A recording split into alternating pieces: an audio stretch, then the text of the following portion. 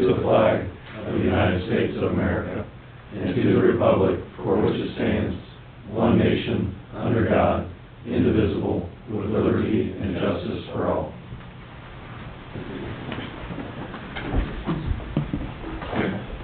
We have had a chance to take a look at the minutes from the last meeting. Does anybody have any questions about the minutes in addition? If hearing none, is there a motion to approve the minutes as we've received them? So moved. Second. Mr. Petersville? Yay. Mr. Gabbard? Yay. Mr. Wade? Yeah. And fiscal business, we have the fiscal office report, anything, right? Yeah, we have the bank rec for last month that's completed, that I'll pass down for you guys to take a look at. All right. And outside the current bills, that's it. Okay. We have had a chance to take a look at the current bills. Anybody have any questions about current bills? Hearing none, is there a motion to pay the bills? So moved. Second. Mr. Gabbard? Yay. Mr. Petersville? Yay. Mr. Wade? Yeah. Anything else under fiscal business? That's it. Okay, thank you very much. Special activities. We have a presentation on Hardball Park Master Plan by the Warren County Planning Commission. Right, come up if you would. Hi there, good evening. Good evening. If you would, because we're recording this, if you state your... Okay, Greg Oros with the Warren County Regional Planning Commission, and with me is Doug Obringer as well from the Warren County Regional Planning Commission. So if we start out, we have this video playing on the background here, and then there's a short PowerPoint. The trustees are very familiar with the plan, as well as Tony Hale from the Parks Department and Jeff Palmer as well. I'll go through it very quickly, but here's kind of the overall site plan, and then it kind of zeroes in on the entrance. This is located along Springboro Road, the northern section of Springboro Road, right before that turns into that sharp turn along Clearcreek. This is the entrance coming into the park, as you see here. And then trying to have some details on here that is similar to Patricia Allen, which is the existing park along 48. What we're trying to do here is lay out potential amenities that could be built over time, or with community groups coming in and working on with the township here. We had held a series of meetings that I'll go quickly over the slides, but talked about play equipment, sports fields, and then other things like ponds and different amenities. Baseball fields were also a dominant feature in our discussion because of the lack of baseball fields in the area and a bit of the tie-in history with the baseball fields. So it kind of flies over there. It's a really neat site. It's the confluence of Bull Run and Clearcreek, the namesake of the township, runs along the northern edge of this property, and then it could be broken into different phases, and this is kind of the last phase 4, which I anticipate would be quite a bit into the future, just because of the scale of the project. So with that, maybe if I can go to the PowerPoint, there, What did you do? yeah, just escape, Okay. and then there's the PowerPoint right at the bottom there. Right here. Yep. Good. View at the top there. View, go next to file and edit. I'm looking. Oh, there we go. View. Yep. It should say full screen. Why not? There it is. Yeah, Somebody- you're sorry to put you on the spot there. So Harville Park Master Plan here. This is the document that you have. We're not going to go through the whole thing. The trustees have the document. The document's also here if you can pass it around if you have any questions. I would like to acknowledge all the people who were involved in this process. First and foremost, like I said, folks from the township. The trustees have been interested and involved from the beginning in reviewing this whole park. Doug Obringer did a ton of work on it, so I want to give a shout out to him here on all that, his effort throughout this whole process. And a lot of residents were involved. So really we had a community charrette. We met on site there, reviewed the whole site, and checked it out. Once again, it's on Springboro Road there, right before the intersection. 142 acres, and it's adjacent to the existing Sycamore Sycamore Reserve. That's up along the creek there. That's the big Sycamore at Sycamore Reserve.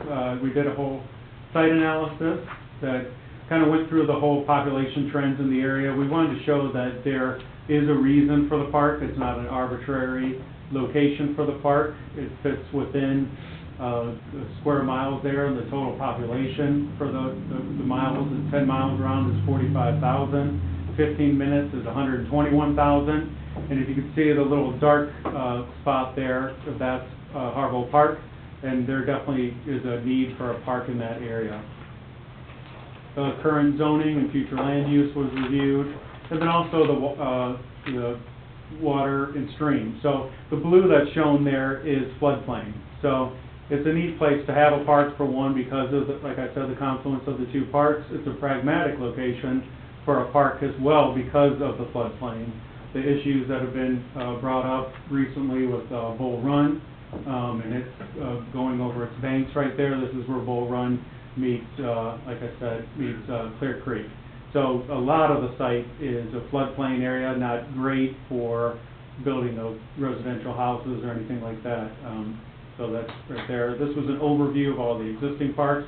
And then we kind of came up with like a quick vision of what the site could potentially be. And we had some folks out there who did a couple quick drawings, and I took some of their drawings and incorporated it into like a vision plan there.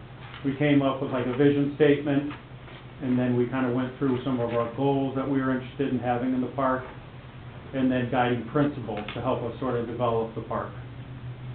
And then we had a couple online surveys, and then during the charrette, we talked to a bunch of different stakeholders of what they were interested in having out on the site, and multi-purpose fields, baseball diamonds, trails, disc golf, playgrounds, shelters, and the dog park was brought up, but we ended up not incorporating that. And then we had, at the charrette, split into different groups, and everyone came and kind of gave their own little design. So we had 4 different groups that came up with it, and then I, at the end of it, kind of did a collective design, taking all their ideas and incorporating them into like a quick overall vision, and then brought it back to them at the tail end of the day to see if that, you know, corresponded with the majority of people, and they seemed to be pretty satisfied. And then I took the overall vision and plan, and we put it into a little bit more detail. This took into account topography, everything else that goes on with this. And the goal with this plan wasn't to be overwhelming with it, because I know there's a lot of stuff. It was to try to pragmatically use the resources of the planning department to save as much money as possible on the implementation part. I think with Harville Park, or not Harville Park, but Patricia Allen, I think a lot of money was spent on the design and plan and engineering, and what we're trying to do is get this thing somewhat going and save some funds through that portion so that the money can be spent on actually building infrastructure related to it. What we have is broken into phases, phase 1, 2, 3, and 4. The main part that separates phase 1 and phase 2 is a bridge that would need to go across Bull Run, right along that line of where they meet right there. So phase 1 could be done fairly pragmatically, and then phase 2 could be a later phase, and then I see 3 and 4 as you could farm those areas or do honeysuckle eradication and start to get kind of the natural things going, the natural buffers in that area right away, and then later on in the future, when the need comes, add those additional parts. And then we have a sub-street going to the property to the east. And then this goes over, through the whole plan, it goes over either all the features and then what the associated costs potentially could be with those. So it goes over multi-purpose fields, baseball fields, disc golf, and tries to do a disc golf course using the natural paths that were shown there and the natural topography and the different wood sections for disc golf. Playgrounds potentially, trails that could start off as natural trails, and then as time goes on, some of those trails could be asphalted. and then riparian zone expansion. So taking the existing creek beds that are there and expanding them out to make really neat trail paths through there. And then additional amenities such like potentially an amphitheater long-term, and then pond features both that would be for fishing and for a resource for watering. So pragmatic and also an amenity. And then last but not least is the chapter 5. What we tried to do is break it down. Jeff was very good about looking over this and kind of making sure that it all tied to the plan. Tony reviewed it again as well to just make sure that the numbers we were getting were pragmatic and also realistic. So each one of the phases kind of comes up with potential cost of it depending on what you decided to choose. So what we wanted to do was give a possibility of, you don't, almost a la carte, you don't need every single part of these, but you could choose sort of the different parts of them to make up phase 1, and then a phase 2, phase 3, and phase 4 is broken down in the plan. And then it was requested as well that we try to come up with what each of the phases would be for maintenance. So there's a maintenance for phase 1, phase 2, that is cumulative of phase 1 and phase 2, and same with phase 3 and phase 4 for the total investment for the park once it was completely done. So with that, I'll take any questions from anyone, but. Thank you very much. Nice work. We appreciate it. Yeah, All your efforts and everybody that was involved in this. It's great. This is a great place to move forward from and try to get more interest throughout the community and decide what kind of monies we can put forward for this and move forward. It's great. I think it looks great. Pretty exciting, really. Yeah, thank you. And you guys did a great job, and really, and not too long a time, so I appreciate that. They're good, yeah, it took a little longer than Well, that, but. Everything was all planned good. does. And it's a neat site for legacy-wise. I mean, if you look at grants and everything like that, all of the grants and all there's a big high percentage when it goes to riparian zones and for creeks and watersheds, so protection. So if you were doing this at the state level or national level or any of the different levels, the saving creek areas are, just for flood protection for one, being pragmatic, and just for the resources that they provide, stream banks. And when you have 2 of them in this area, I'd say it's kind of a no-brainer on a good area to protect. Excellent. Gentlemen, do you have any questions? Steve, comments? Just great job, everybody involved. Obviously, I'm wearing a different hat in this situation, as I always look over to our attorney. This is part of my family's legacy. Long before I was a trustee, we sold this land to the township and earmarked it for parkland. And you guys have gone, well, you both, I think, knew my grandfather. There's no way he would have ever thought that you would have come up with something like this. It's an amazing job. So, but he had a passion for baseball, and that was the one thing that he would get off his tractor for, especially on Wednesdays, to watch it. So that was something that we wanted to put in there.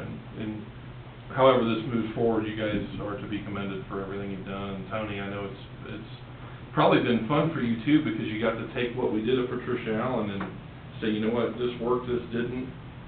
And Scott and you guys could say, listen, there's some things here that we could do better, and what the community is looking for.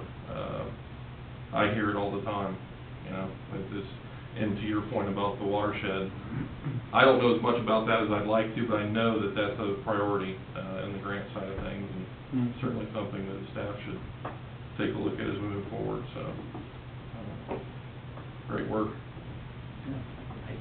Thank you. Anybody else have any questions?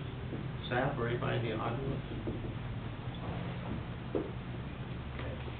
Gentlemen, thank you very much. Yeah. Okay.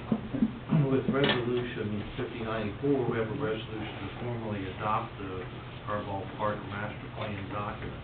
If there's no further questions, I'd like to entertain a motion to adopt 5094. Can we identify or clarify what adopting the park plan is?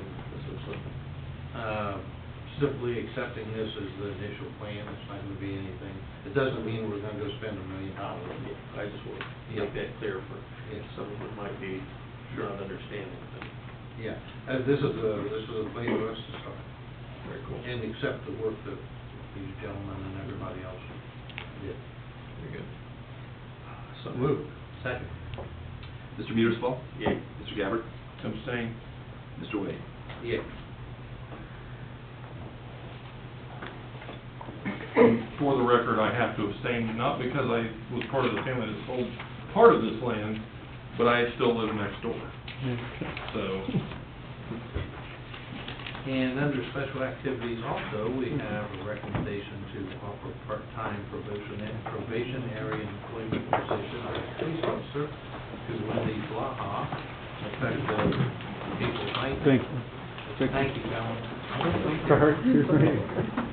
And to initiate a rate of pay of $15 an hour. Is there a motion to offer this position to? So moved. Second? Mr. Gabbard? Yay. Mr. Metersfall? Yay. Mr. Wade? Yeah. And we do have an oath of office to administer, and she's already at the podium, so good.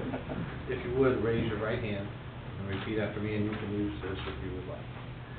I, and state your name, I, Wendy Blaha, do solemnly swear that I will support the Constitution of the United States do solemnly swear that I will support the Constitution of the United States and the Constitution of the State of Ohio, and the Constitution of the State of Ohio, the resolutions adopted by Clearcreek Township Board of Trustees, the resolutions adopted by the Clearcreek Township Board of Trustees. and I will faithfully discharge the duties I will faithfully discharge the duties required as a police officer required as a police officer and police constable and police constable for Clearcreek Township Police Department for Clearcreek Township Police Department in Warren County, Ohio, in Warren County, Ohio, during continuance of my lawful employment. and continuance of my lawful employment.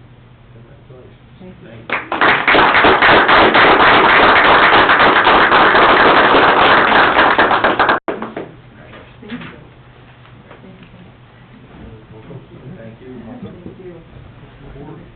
Congratulations. Thank you. Thank you. Thank you. Do you mind if I take pictures of the... No, oh, please. Waiting before my tooth is pulled tomorrow. I'm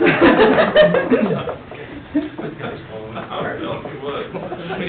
It's this year's body part.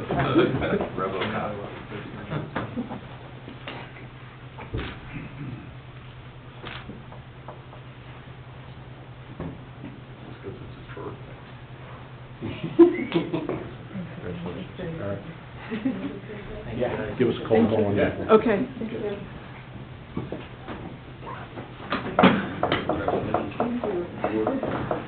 Anything else under special activity? Any public comment? If there are, I'll leave it. And the new business, we have for the fire district, we have a request to pay annual software maintenance fees licensing for EPCR. That's our electronic patient care report. Okay. Yeah, it's our annual software. Warren County Telecommunications manages everything. We just have to pay for the software licensing fees. So it's pretty good deal for us. Good. All right, is there a motion to approve that payment? So moved. Second? Mr. Metersfall? Yay. Mr. Gabbard? Yay. Mr. Wade? Yay. And then we also have the monthly report for the fire district. Things scheduled monthly. Typical month. Do you guys have any questions? No. I noticed that the number of runs for the month was down considerably from last year, the same month. We haven't seen it that much. That's great. It's awesome. Yeah, absolutely. It's awesome. Very, whatever. It's a great job for the police departments. Yeah, absolutely. And the road department. And the road department. Very good. Okay, anything, anybody have any questions for Steve about his monthly report? Anything else, Steve? Police Department, we have a request to accept the bid from Car Public Safety Equipment to perform installation in the new cars, new cruisers, And authorize the township administrator to execute the software agreement to not exceed $6,500. Is that the installation and the software is? This is the in-car camera project we're doing that Loeb is helping us with. We ordered the hardware, we got the upfront discount by paying upfront on that. We're rounding around to the software agreement, which is actually with Provision. So I'd like to forward that to council, and then if you would give Mr. Clark the authority to acknowledge that agreement. I think it's some basic stuff about we can't steal their licensing and their intellectual property and that kind of stuff, that it still belongs to them, but we're buying that license to go with our cars. So twofold provision to allow Mr. Clark to enter into that as long as council is okay with the contract. I had explained to the board before, we had the company that was selling us that hardware wanted over $10,000 to do the installation. We were trying to seek out a better price on that. PAR is our company that does our upbuilds, and they were willing to do that for $6,500, so it's a really much better bid. So I'd ask the board to authorize PAR to go ahead and do that installation, and they'll do that as part of our new cars that are coming. So that's the installation and the software agreement? Yeah, there's no cost to software. The software is part of the original package we paid up front.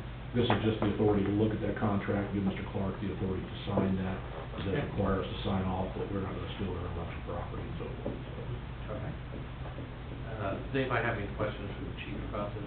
I'd like to entertain a motion for this expenditure for the installation and have Mr. Clark sign the software agreement. So moved. Second? Mr. Gabbard? Yay? Mr. Petersball? Yay. Mr. Wade? Yay. And monthly report, chief? I don't have anything particular about the monthly report, just to give the board a heads up. We're doing some traffic reports from the front of Emmanuel Baptist down 122. There's a school inside that church. There's some markings there that are faded out. There's some signs up. Speed limit down through there's a higher speed limit, and people are not catching that there's a school there. And we've gone through a summer or two with putting our speed signs down there and so forth. My move here is I've sent the officers down, just in case you could question about it, I've sent the officers down to write warnings for the time being. Let's see what kind of problem that is. When they're coming to go from school, what kind of traffic issues we're having. I think we're writing 12 to 15 warnings in an hour period. So clearly people are, even though it's marked school, they're not associating. So it's marked with signs? It's marked that it's a school zone, but when you look up, it's just a church. The church is not marked as a school. There's about 30 or 40 kids in there, I think. And some of them do cross the roadway. So I'm trying to figure out a way to address that and get speed slowed down some. My hope would be to take the statistics and maybe some of the church personnel and approach the county about the flashing school signs. We tried to get them to pull the Ridgeville signs and move them down there.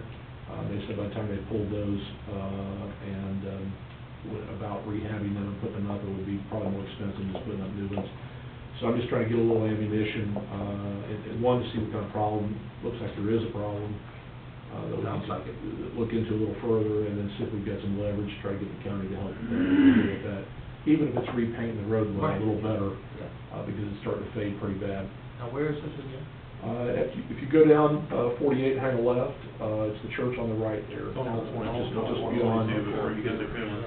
Yeah, so, but they actually have a school in there that they teach the various grades, and That's the voting location. it is a voting location also. So we do have kids crossing the roadway there. We do have people that, and the warnings we're writing is the actual speed limit for the road for the most part. We've written a couple tickets that if it goes way above it, write the ticket. But the warnings we're writing is the people not recognizing the school. They're doing the speed limit or thereabout, and just getting caught with the fact that hey, this is a school, and you have to slow between these periods of time. So for some reason, it's not clicking in people's head. Like I said, when you look up, you see a church, you don't see a school. Does the sign say between such and such hours? I believe it does. Yes, it does. There's some issue with the distance where the signs are at. I think they're probably out of skew on the ORC's definition of where the signs need to be. I think it's like a 300-foot barrier or something like that. I think we got one at like 500 and some foot. So we're looking into all those angles and trying to figure out the best approach to say, hey, county, can you do something so we just don't get anybody hurt down here, and address this. But like I said, it's, people are just not recognizing that in their head for some reason, you see school, you look up, you see a church, and it's not We clicking. had the same issue on 48 at the career center before they put up the flashing lights. Yeah, yeah, It was the same issue. yeah. However, those signs never said a time, it just said between restricted hours. I'm not so sure that that's not what the ones on Old 122 say. And that's Yeah, I don't remember exactly what the verbiage is, and that's a little tricky, because what is restricted hours? It's to and from the school, and any time the kid's on the playground. Yeah. Right. I travel that way every day, it's 8 to 9, and then 2:15, 3:15. Okay, so. Okay, excellent. I'm glad they're on there. He's got the regular warnings. Yeah, I was gonna say, of the 12 they wrote last week. Yeah, not that guys are watching for it or anything, but. Wow. I assure you, on base meeting there. So we're just trying to put together a package, and I'm not having them issue tickets because it is weird. Well, it's their, So if I can get the statistics to work with and maybe get a resolution for it. so the 45 speed limit through there. Yeah, so, It's an interesting spot because a lot of that traffic comes off of Drake Road. So they're gaining speed that direction, or they're gaining speed coming off of 48, 122 intersection. So I drive through there not every day, but I drive through there quite a bit. That's how I go to Lebanon usually, I so, think I'm gonna have to watch it down there. yeah, so. I've never noticed it, I've been down there 5 times. that's what we're finding. Everybody's, when you pull them over, they're like, what school zone? Well, there's a sign. I honestly did not realize they had a school, that many kids in a school there. I'd advise you all not to say anymore. Thank you very much. Be more careful. So in case you get asked, that's what we're doing. You have to stop. That's where we're gonna catch him between 250. Yeah, right. I don't know what else there's. We shifted our traffic stuff down there for a while, so there are a lot of people getting stopped, so if anybody's talking, we're issuing citations unless their speed is ridiculous, or we're issuing the warning unless their speeds are ridiculous, and we're getting citations. But we're just trying to build statistics for proving that people are not recognizing what this is, and county help us out, so. Excellent. Okay, anything else, any questions for the chief on this monthly report? Moving on to the zoning monthly report. You see that we are up in dwellings because of all the multifamily in Troy Farms, and that's really what has bumped us for the month. But the other just interesting things that we have a preliminary plat that's been put forth for the Clark Farm subdivision, which I think is one of the oddest names that we're going to have in Clearcreek, is that we're going to call it the Clark Farm subdivision. Instead of giving it a name like a country something or this or that. I don't have any problem with that.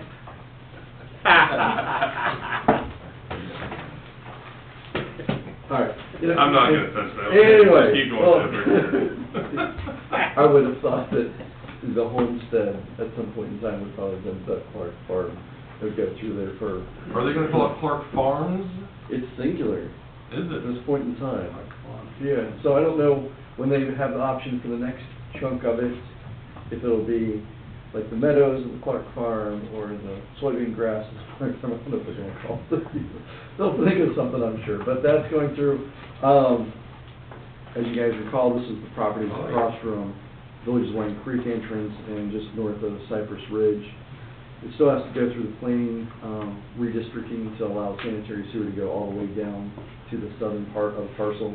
If they fail to do that, then we'll bump those up to acre plus lots. So, just to give you an update. As I look at this, there's more lots than was proposed originally. This is a lot. This is. Yes. And they were actually, I don't know the best way to explain it, they don't like our regulations that we exclude out our drainage easements, utility easements, floodplain, all those things. It came as a discussion. I said, well, before you plat, you're welcome to talk with the trustees about why we did what we did, but it's been in play for 10 years. This is one of the first subdivisions that it's hitting, in its entirety. So we'll see if there'll be further discussion. But at this point, they want to get to regional planning this month, so they're wanting to break ground and have something still in 2018. So it's possible. Well, for telling us that they weren't gonna make it a checkerboard, they sure looks like they made it for checkerboard. Yeah, it's pretty, That was the quote, as I recall. pretty There you go. consistent subdivision. But Yeah. we'll see how it develops, so. Meeting requirements, we'll see how it goes. Anything else, Jeff? Not tonight, sir. Okay. Road Department, we have a request to rent a Durapatch equipment for 2018 annual road maintenance, not to exceed $20,000. Yes, sir. If you recall, we did this 2 years ago and covered a lot of ground. We were just under 15,000, but it's a moving target based on the rain, based on whatever it is, so. Yeah, we rent the equipment for a month and we go every day that the weather allows to get as far as we can. So we gotta get through Country Brook, Stone Ridge North, and then we have Cypress and some other areas we need to finish and get through, so hopefully we can cover some ground. It's for the transverse cracks that we have everywhere. It's the best way we found to take care of them.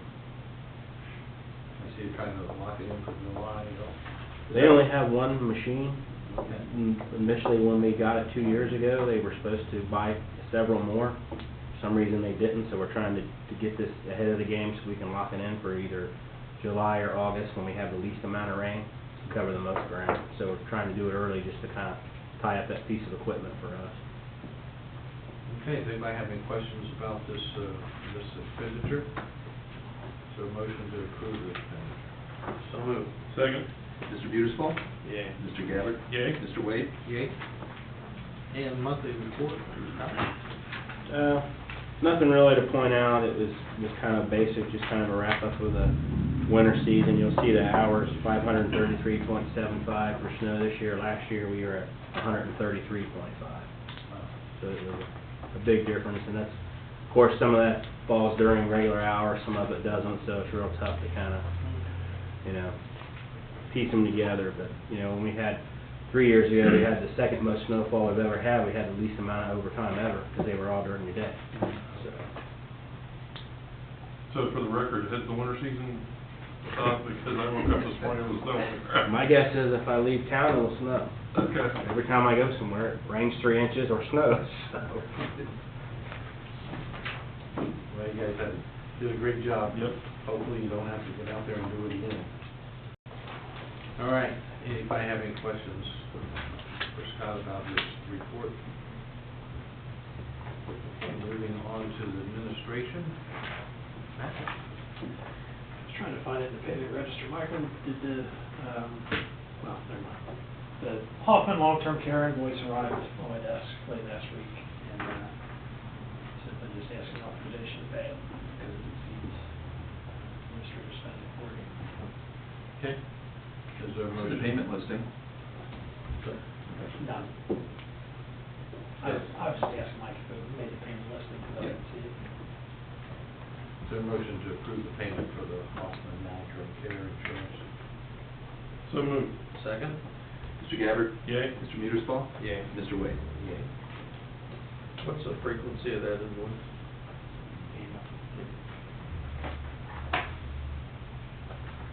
And we have Warren County Soccer Academy discussion. Yeah, I had the opportunity to sit down this week with Josh Sugarling, who is the point man for the soccer academy.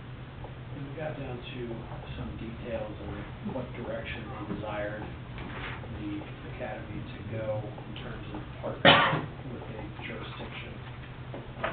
I won't bore you with the details, except to say that I had a pretty good guide with some materials that council provided me to sit down and hammer out exactly what they were looking for. Conceptually, it seems like the soccer academy is more interested in occupying Hoffman at this time, along with purchasing Sycamore Creek's bubble from their tennis courts and move it to the tennis courts down to be able to utilize that to generate revenue, practice and tide, that kind of thing. So they seem to prefer that over the option that the initial thought was to get it to kick off park ball. But they didn't balk at either one. They seemed to be okay with either direction. So it really just does depend on where the board wants to see this go with the academy. Well, good question.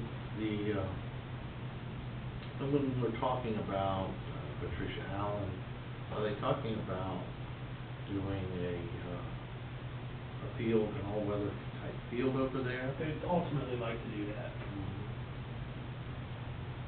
I guess the real, as we talked about before, with the commitment we have, or maybe we don't have, to the current people that are in there.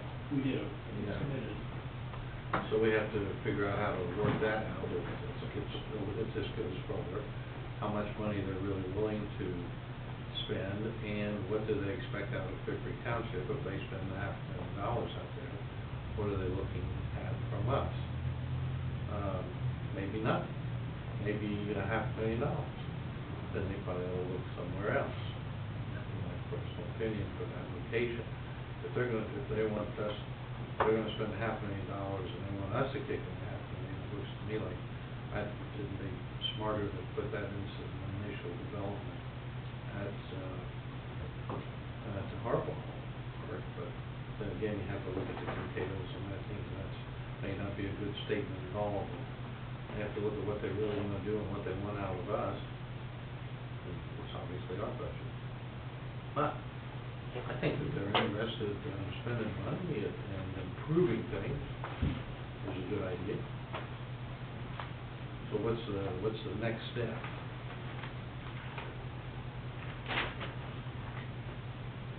The way that Josh and I left it was he was going to discuss it with his board of directors, to find out, hammer out exactly where they wanted to be in terms of physical location, as well as how much skin they're going to throw in. It sounds to me, financially, like they are willing to invest the money to make a turf field happen, notwithstanding where it is. They want to buy the bubble. They seem perfectly fine with taking on most of the maintenance responsibilities that would be involved, even with a turf field and disinfected annually, that kind of thing.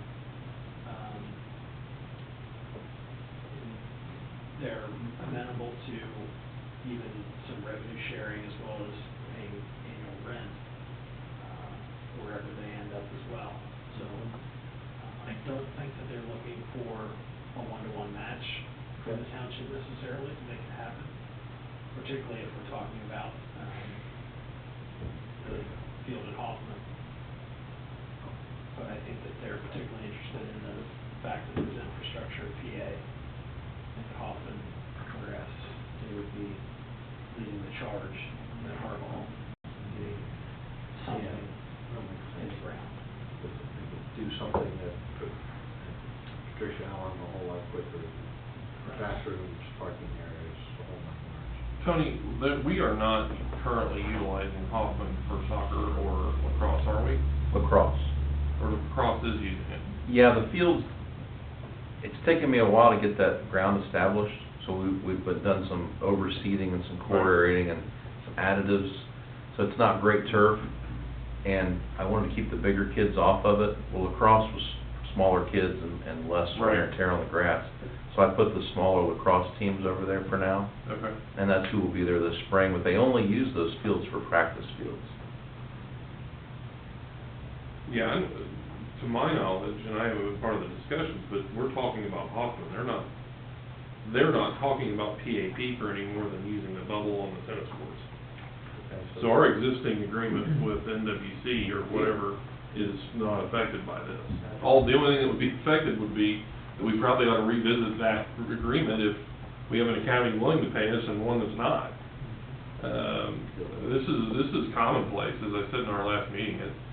Paying rent and revenue sharing is very common with cities, townships, and the likes. With I just use Jeff Palmer as and the like with these clubs. So, that's my 2 cents for now. I mean, I didn't know about the bubble idea. Just to give you guys a little bit of a, what the heck would you do with a bubble in the wintertime on a tennis court? There's a game called futsal, which I personally can't stand. Someone that owned a giant gym like Courts for Sports invented this game, and they play soccer on a basketball court. And in my eyes, they were doing this to fill time on these courts when people weren't playing basketball. But it's a popular sport. Friday and Saturday nights in the wintertime, you go down to Courts for Sports, which has, I believe, nine courts. Does that sound right, Brian? Have you been in there? I have not been in there recently. I think there's 9 courts. One of them's playing basketball, and they're basketball courts. One of them is playing basketball, and the other 8 are playing soccer, or futsal. So that's their idea, to utilize the tennis courts, which may come into an issue with our posts. Are they removable in the middle? I believe they are. We have not had to take them out, but I believe I'm just curious. they're removable. When he mentioned that, I thought, we're gonna probably have to remove the posts. They're in a sleeve, I would imagine. Okay, so, just logistics. I didn't know Sycamore was selling it, and I didn't know Warren County was interested in it. It's neither here nor there, but it's an interesting, it takes electricity and heat, so we'd have to work through that as well. They're aware of that. I brought that up. So we've got electric right there? I even told them they'd have to be on a separate meter because they're everywhere. Yeah, it's out in the middle of the soccer field, so it could be pulled over Okay. to there. There is no electric currently at the tennis court. I'm just, the only thing we would need to keep our eye on if this goes through is, then we'd have electric at the tennis courts. And usually people that play tennis that see electric at the tennis courts, the next thing they want is night lights, and we are not doing that. But when you're talking bubble, you're talking one of the big Yeah. canopy things Yes. that will cover. Like they do at UC for the football team and the Bengals actually can't afford for themselves apparently, so they rent UC. But I digress. So, Interesting that they have that kind of interest.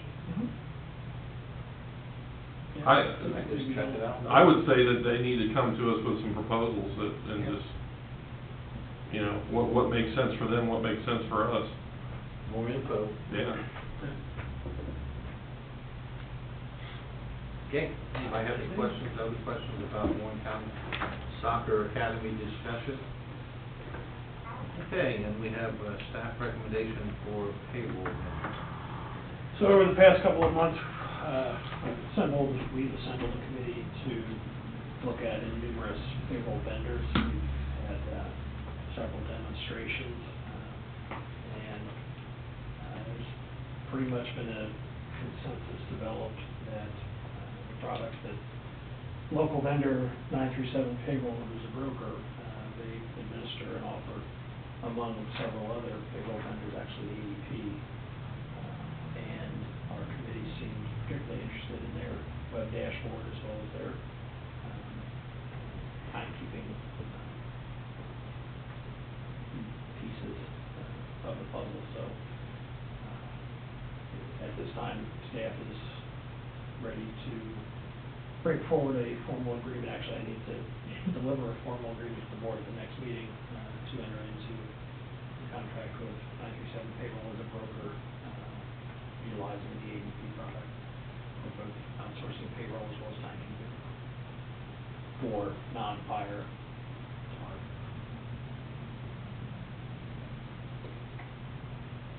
And you say this would be for non-fire? Correct. The timekeeping piece. Correct. Okay, well, I look forward to seeing what you bring to us. We've taken a methodical, learned approach to it, trying to not stumble in the same places that we have in the past. So, Yeah, we want to be ready and do it right, if we decide to complete this project, which certainly sounds like it's to be done. I'm going to bring it forward next week. I'm familiar with their product. Just so the board knows, I will not be at the next meeting. I'm out of town on business, so, but. Did you do know somebody they have handled their work? I've been an employee under the ADP system, and I would tell you that their dashboard is so comprehensive that, we'll have staff that won't know what to do. I mean, they create a synergy with our healthcare, 401K, they can. It's a very, very comprehensive system. I've used them 3 times in my career. When we had the golf store in Clearcreek, we used ADP, and then when I was working with Richelieu, my previous company, that was that's who we I've used. always heard good things about them, but I've never used them. Yeah, they're very good, and again, I think, and I know they've vetted this, it's obviously just a matter of finding. They've dealt with governmental entities, they know what the ins and outs of those pieces are, and, my dream would be that we all get on the same system all the way across the board, however that looks. But, I just think it's been far too complicated for far too long. Too many, in 2017, 2018 now, there's too many hands on it, needs to be simplified. Employee accountability for logging in, logging out, all those things just make life easier. They have an employee self-serve function where you could, for instance, go in and change your street address. Yes, absolutely. I went in and changed my withholdings, when I worked for the company I was with. You So, don't have yeah. to buy the full throttle suite that Mr. Gabbard was referring to, like the healthcare management fees. You don't have to buy that. That's one of the options that you can use. But, it potentially it could be very, very robust. You could utilize it heavily in onboarding people, for instance. Frankly, as an organization, we don't onboard enough people to probably justify what the expense is in a year, but it's there. So, should the time come that it is. That piece is better for companies like I worked for that had people all over the country that didn't really have the opportunity to go through an HR process, so. But it is a central location for documents, for instance, for employee self-service, for payroll documents, that kind of thing. Good. Okay, anything else from administration? Not this time. Okay, any staff updates? Anything else from staff? Okay, we do have an executive session scheduled.